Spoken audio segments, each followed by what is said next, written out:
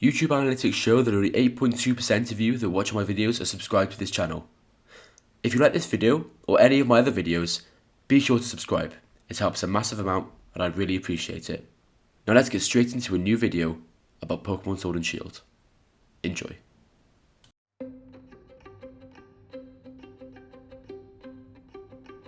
So as most of you may know, Pokémon Scarlet and Violet are actually releasing this Friday, November the 18th. With that in mind, I thought I'd do a little bit of a video on why I think that Sword and Shield failed, and what I think Scarlet and Violet could learn from them. I'll be splitting my video into separate sections, starting with the wild area. Let's get straight into it. The wild area. So many of you will probably remember that when the trailers for Sword and Shield came out, the wild area was billed as like this big new feature for Pokémon Sword and Shield and the first generation we'd seen on a mainline console. But in reality, if you really look at what those wild areas were, they're just fields. Like, I know that they were looked at as Pokemon's going open world, but I really don't think that the addition of fields can really be seen as the big step that everyone thought it was. It's actually quite disappointing because I was one of the first people to look at it and be like, do you know what, I'm actually really excited, because we've all been dreaming of a game in Pokemon where we can just, we can run around, sort of like Scarlet and Violet is built to be actually, where we can like run around with our friends, catch Pokemon, more of a chilled out Pokemon experience, like sort of set that we're in the world. Because I think that what Sword and Shield really lacks is a feeling of worldness, of world building, I'd say. I think that a lot of that can be contributed to the fact that the areas aren't actually arguably very memorable, but I think a big part of it is just the game feels very disjointed due to the wild area being a large open world space and it being the only space in the game that has this feature. Because there's only one wild area in the game, right? Like, you lock it fairly early in the game and you expand it later on, but it's still only one area, really. It is massive, but it's a large, wide open space where you can catch hundreds of Pokemon, and then you go back into the main game and you're stuck back into the fixed camera's perspective. Like, to me, that doesn't really add up. I'm not the biggest fan of how it constricted you straight after the freedom of the wild area, and while I don't think the wild area was a bigger step forward, I do think that it was enough of a step that the whole game feels much more disjointed as a result of having a wild area and then you go straight back into traditional Pokemon. That's my thoughts on the wild area, but there was one more issue with the wild area that made it really hard to be immersed in it, and that's the performance. Let's talk about it.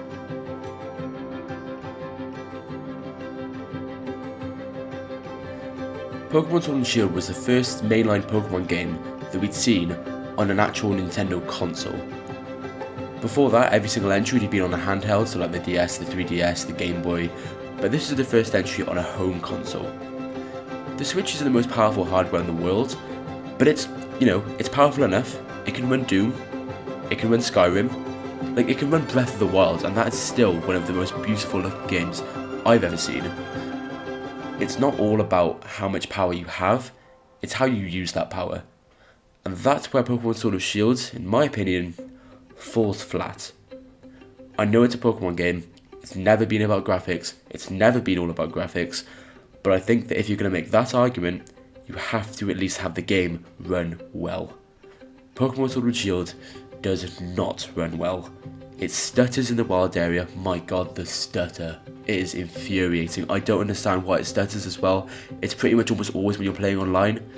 Obviously, like, Nintendo's servers are notoriously bad, but there is no excuse for this level of performance. Like, even in battles, the performance drops heavily.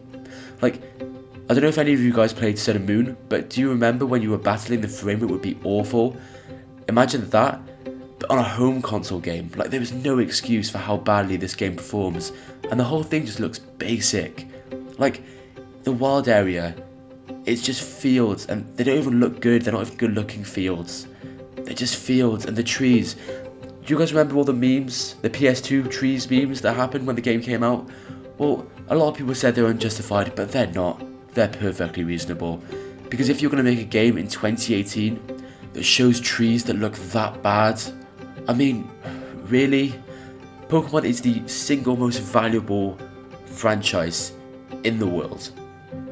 Like, it's bigger than Call of Duty by many times. It's bigger than Zelda.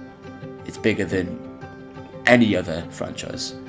It can afford to spend a little bit more money on trying to optimize the game better and not making it look so basic. Like, there is no excuse on how bad this game looks. Breath of the Wild, I know everyone goes back to this example, but it's a very good example.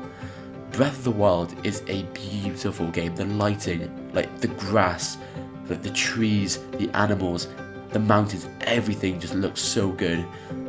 Going to Sword and Shield after Breath of the Wild is jarring.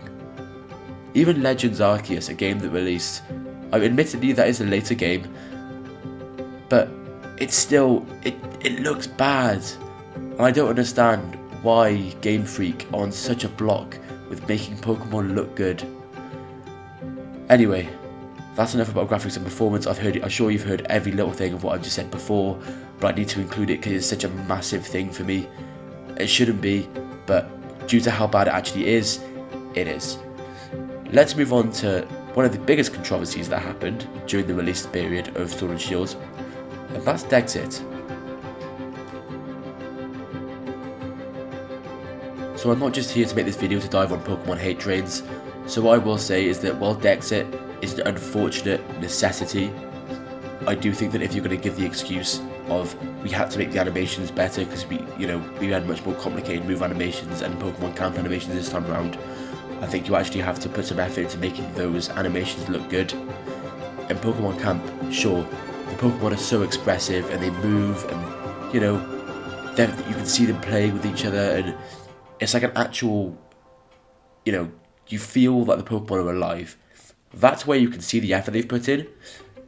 But in battle, there is very little different in how the moves work this generation as it did the last generation. And that was on the 3DS, which is a potato compared to the Switch. The Pokemon actually don't look that much better than they did. And the moves that they do, well, I'm pretty sure you've all seen the double kick animation by now. They don't all move like you'd expect them to if they were actually doing the move that they were there doing. Let's go back to the double kick example. If you've seen a Pokemon use double kick, you expect the Pokemon to move to the other Pokemon and actually kick them. But what actually happens, the character just jumps. Like, Game Freak have just animated the character to move up and down, and you see the feet animation on the other Pokemon. It's lazy.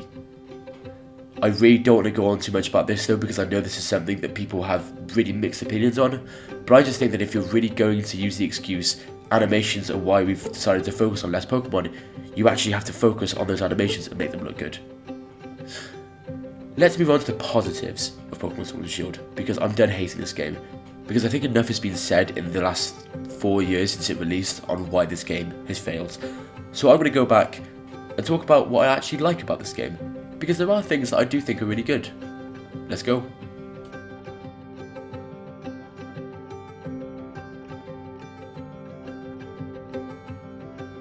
Do you know what I loved about this game? Max raid battles.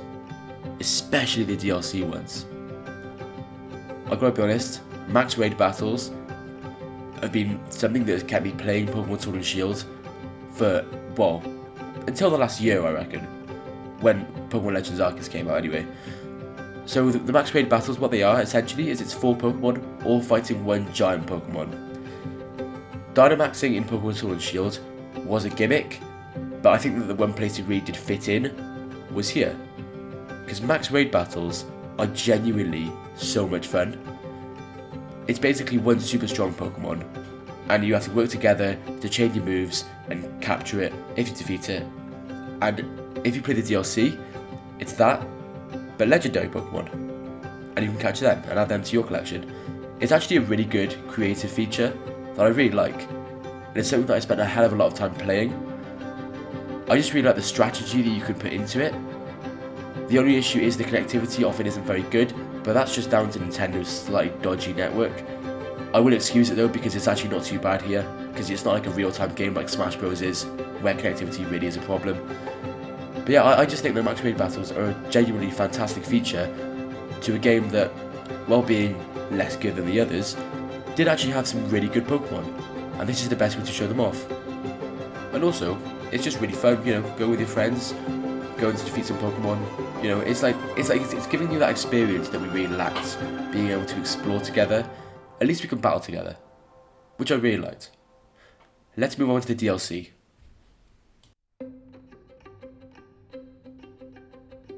The DLC on Pokémon Sword and Shield is actually quite good.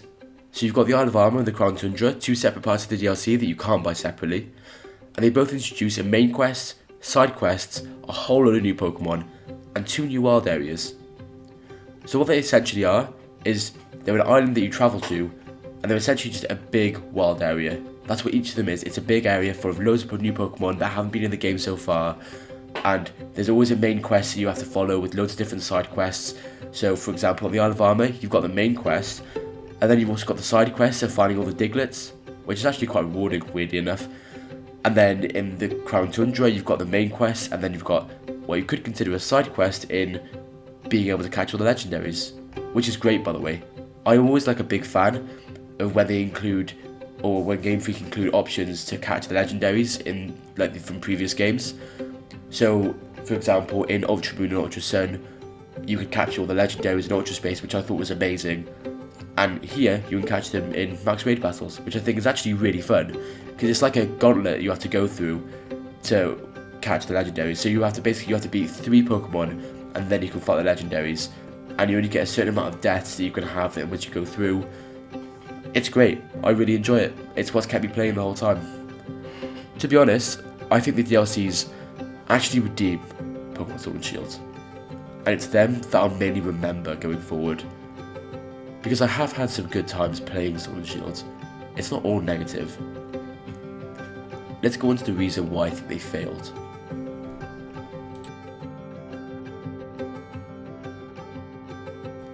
So I'll be the first person to admit that I've had fun playing Pokémon Sword and Shield. Over the 4 years they've been out, I have had some really good times with the game. But I do think that they have failed. And I think that that's a failure in the advancement that they needed to give to be the first Pokemon games on a home console. I think that as the first games on a home console, there really needed to be more of a move forward into the future. They feel frozen in time.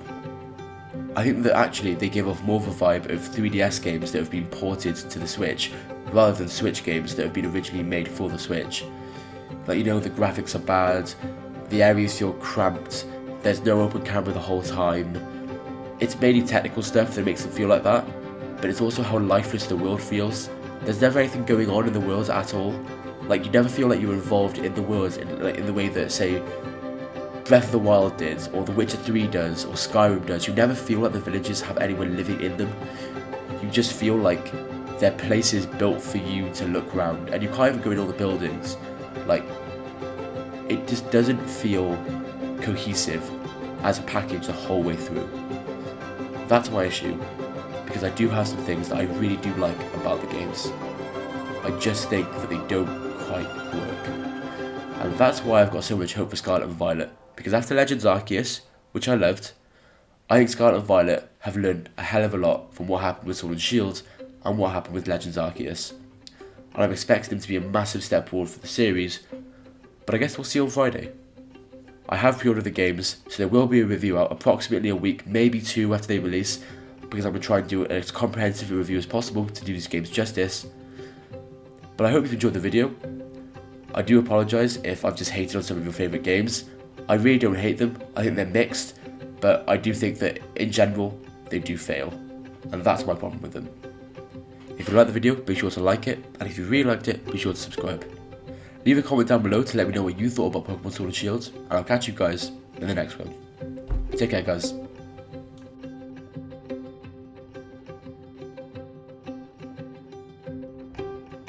Thank you guys so much for watching. As I said before, be sure to subscribe if you haven't already. Like the video if you enjoyed, and I'll catch you guys in the next one. Take care, guys. Have a good one.